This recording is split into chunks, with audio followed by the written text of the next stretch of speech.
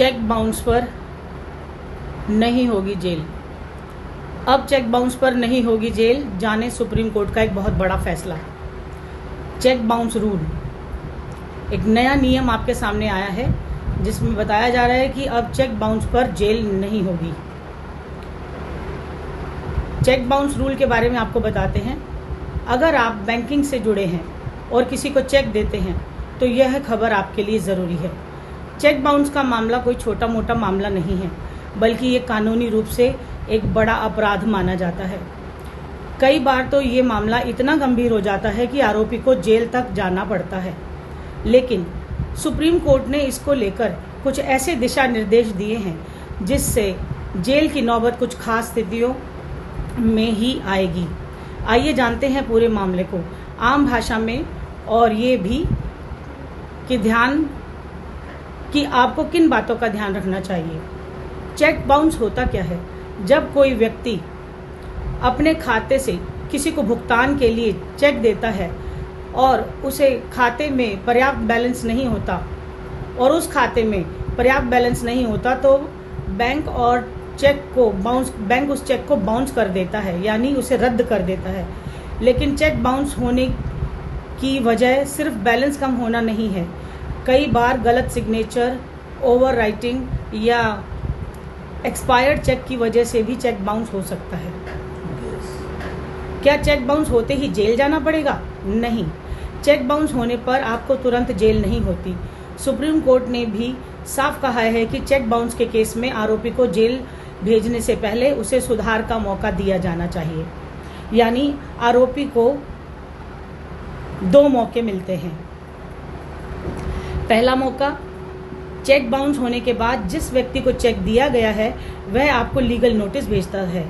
इसमें आपको 15 दिन के अंदर रकम चुकाने का मौका दिया जाता है। दूसरा मौका, अगर 15 दिन के अंदर भुगतान नहीं किया तो सामने वाला व्यक्ति 30 दिन के अंदर कोर्ट में केस कर सकता है। किस तरह से दर्ज होता है ये केस? ये पूरा मामला नेगोशिएबल इंस्ट्रूमेंट एक्ट 1881 की धारा 138, 139 और 142 के तहत आता है। इसमें चेक बाउंस होने पर दोषी व्यक्ति को 2 साल तक की जेल, जुर्माना या दोनों हो सकते हैं। लेकिन अब कोर्ट ने यह भी साफ किया है कि जब तक अंतिम फैसला ना आ जाए तब तक आरोपी को जेल भेजना जरूरी नहीं है। चेक बाउंस जमानती अपराध है। सुप्रीम कोर्ट बीच में कॉल डिस्टर्ब कर रही है।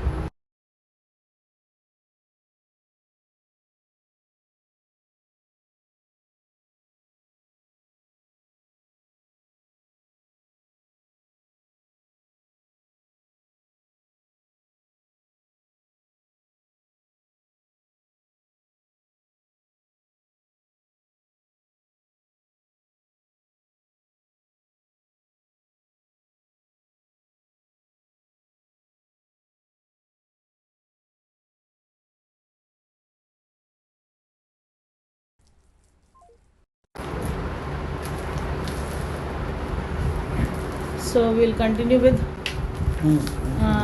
just a moment, विज्ञापन को हटाते हैं। तो हम बात कर रहे थे कि किस तरह से दर्ज होता है ये केस। ये पूरा मामला नेगोशिएबल इंस्ट्रूमेंट एक्ट का है और 1881 की धारा 139 और 142 के तहत आता है। 138, 39 और 42। इसमें चेक बाउंस होने पर दोषी व्यक्ति को 2 साल की जेल, जुर्माना या दोनों हो सकते हैं। लेकिन अब कोर्ट ने यह भी साफ किया है कि जब तक अंतिम फैसला न आए तब तक आरोपी को जेल भेजना जरूरी नहीं है। चेक बाउंस जमानती अपराध है। सुप्रीम कोर्ट के अनुसार चेक बाउंस का मामला एक जमानती अपराध है। यानी अगर आपने गलती की भी है और कोर्ट में केस चल रहा है तब भी आपको सीधे जेल नहीं भेजा जाएगा। पहले जमानत का अधिकार है और अगर आप दोषी साबित होते हैं तो सजा हो सकती है। और इंटरिम मुआवजे यानी अंतरिम मुआवजे की बात करेंगे। अंतरिम मुआवजे का क्या मतलब है? ये सवाल हमारे पास काफी आता है। इसका जवाब आपको देना चाहेंगे। 2019 में इस कानून में एक बड़ा बदलाव किया गया था। अब कोर्ट में पेशी के समय आरोपी को यह कहा जा सकता है कि वह चेक की राशि का 20% अंतरिम मुआवजे के तौर पर शिकायतकर्ता को दे। अगर बाद में आरोपी अपील करता है और वह अपील मान ली जाती है तो उसे यह रकम वापस भी मिल सकती है। अपील करने का भी पूरा मौका मिलता है। अगर कोर्ट में सजा हो जाती है तब भी आरोपी के पास अपील करने का अधिकार है। भारतीय दंड प्रक्रिया संहिता की धारा 374 क्लॉज 3 के तहत आरोपी 30 दिन के अंदर सेशन कोर्ट में अपील कर सकता है। साथ ही धारा 389 क्लॉज 3 के तहत वह अपनी सजा को सस्पेंड कराने की मांग भी कर सकता है, यानी जेल की बजाय जमानत पर बाहर रह सकता है जब तक कि मामला पूरी तरह से खत्म ना हो जाए। क्या आप पूरी तरह फंसे हुए हैं? नहीं, बिल्कुल नहीं। अगर आपसे गलती भी हो गई है और चेक बाउंस हो गया है तो उससे पहले उस व्यक्ति से बात करें जिसने आपको चेक दिया था। कोशिश करें कि जिसे आपने अपना चेक दिया था, कोशिश करें कि बिना कोर्ट का चक्कर लगाए ही मामला सुलझ जाए। अगर नोटिस आया है तो 15 दिन के अंदर रकम चुका दें। इससे केस नहीं चलेगा और आप जेल जाने से भी बच जाएंगे। ये बातें हमेशा याद रखें। चेक देने से पहले अपने अकाउंट में बैलेंस जरूर चेक करें। चेक पर सही डेट, सिग्नेचर और डिटेल्स भरें। अगर चेक बाउंस हो जाए तो लीगल नोटिस को नजरअंदाज ना करें। समय पर पेमेंट करें ताकि कोर्ट तक बात ना पहुंचे। अब चेक बाउंस होने का मतलब यह नहीं है कि आप तुरंत जेल जाएंगे, परंतु सुप्रीम कोर्ट ने साफ कर दिया है कि आरोपी को अपने पक्ष में सफाई देने और भुगतान करने का पूरा मौका मिलना चाहिए। कोई भी कोर्ट यह भी नहीं मानता कि व्यापारिक लेन देन में कभी कभी हालात बिगड़ सकते हैं। कोर्ट यह भी मानता है कि व्यापारिक लेन देन में कभी कभी हालात बिगड़ सकते हैं, लेकिन अगर आप जानबूझकर किसी को नुकसान पहुंचा रहे हैं तो फिर सख्त सजा तय है। इसलिए समझदारी से काम लें और अपनी जिम्मेदारियों को समय रहते निभाएं। तो ये जानकारी हम आपको दे रहे थे। और नमस्कार, मैं हूँ ऋतु मुंजाल। आज आप सभी के बीच में मौजूद थी एक चेक बाउंस के मैटर को लेकर, और बाकी सबसे निवेदन करूंगी कि आप लोग अपने अपने कार्य को कंटिन्यूसली करते रहें। अब हम स्क्रीन रिकॉर्डिंग से हटकर फ़ोन पे आ जाते हैं, यहाँ पर वीडियो रिकॉर्ड कर लेते हैं। जी हाँ, नमस्कार, मैं हूँ ऋतु मुंजाल। आज आप सभी कर्मचारियों के बीच में और परिवारजनों के बीच में और सभी यूट्यूबर्स के बीच में जुड़कर बहुत सौभाग्यशाली महसूस कर रही हूँ खुद को। मेरे यूट्यूब चैनल एडवोकेट ऋतु मुंजाल पर आप सभी का बहुत बहुत स्वागत है, अभिनंदन है। तो आप सभी जैसा कि जानते ही हैं कि हम लगातार आपके साथ चर्चा में जुड़े रहते हैं, लीगल मुद्दों को लेकर, कानूनी मुद्दों को, साथ साथ सामाजिक मुद्दों को लेकर और समाज की समस्याओं को लेकर। सुबह मैंने एक वीडियो शेयर किया था जिसमें आपने देखा था कि मैंने एमसीडी, एनडीएमसी और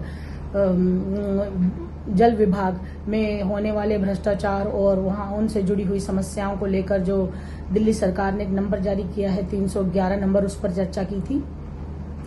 और आपको अपनी स्क्रीन रिकॉर्डिंग के माध्यम से मैंने उस रिकॉर्डिंग को शेयर किया और उस वीडियो को आपके साथ साझा किया और उसको आपने काफी सराहा, उसके लिए बहुत बहुत शुक्रिया, धन्यवाद।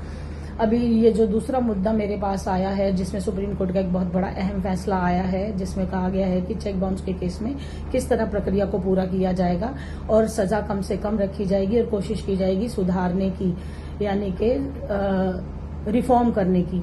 चेक बाउंस के मैटर में आप लोग सेटलमेंट कर सकते हैं 15 दिन में, 15 दिन के अंदर अंदर, या फिर चेक बाउंस होने के बाद जो भी समय आपके पास है वो, और 30 डेज जो कोर्ट के केस डालने के मिलते हैं उसके बिटवीन। नहीं कर पा रहे हैं, नहीं करना चाहते हैं तो फिर आप कोर्ट में आइए, आपको जमानत भी लेनी पड़ेगी, आपको सजा के लिए आपका केस अगर ट्रायल पे चलेगा।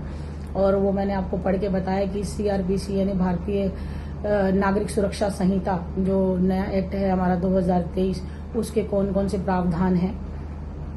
और साथ साथ मैंने आपको नेगोशिएबल इंस्ट्रूमेंट एक्ट, यानी कि इसको हिंदी में क्या कहते हैं आप बताइए थोड़ा सा माइंड से, प्राकृत अधिनियम 1881, उसकी धाराएं हैं 138, 139 और 142 जिसके तहत मुकदमा दर्ज करके आपको कोर्ट में घसीटा जा सकता है। आपको उसमें मुआवजा भी देना पड़ेगा, 20% कंपनसेशन,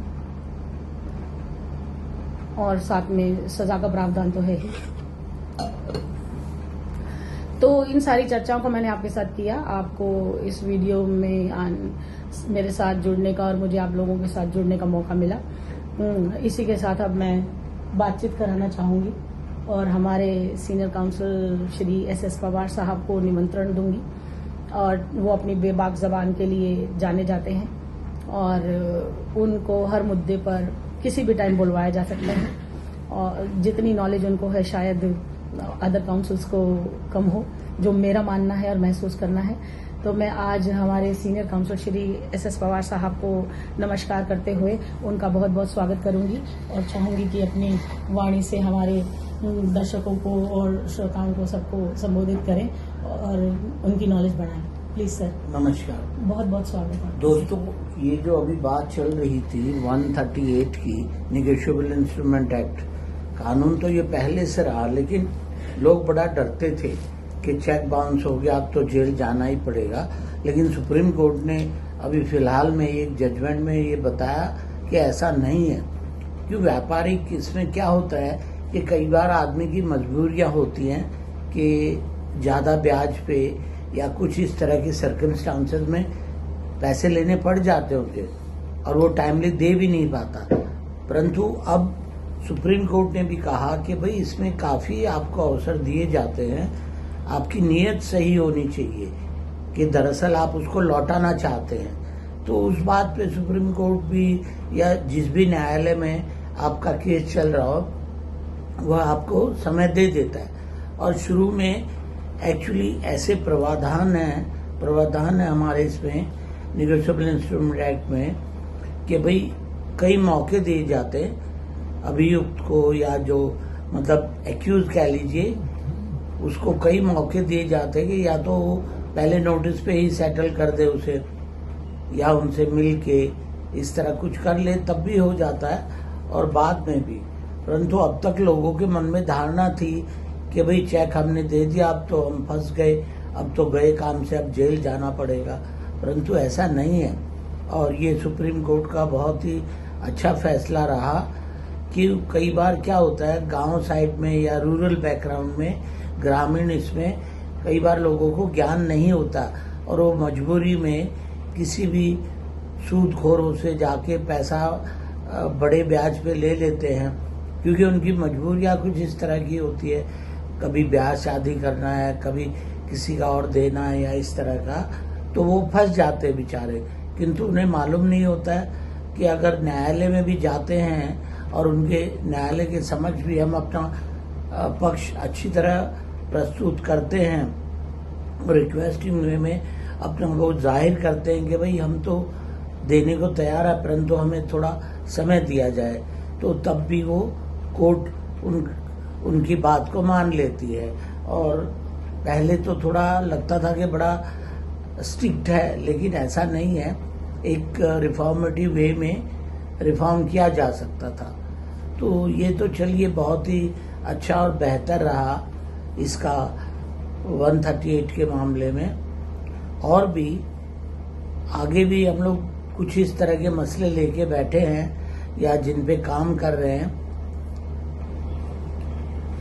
बीच में कॉल आ रही है। हाँ, शास्त्री जी की कॉल आ रही है, अभी हम विदा लेते हैं, फिर जुड़ते हैं।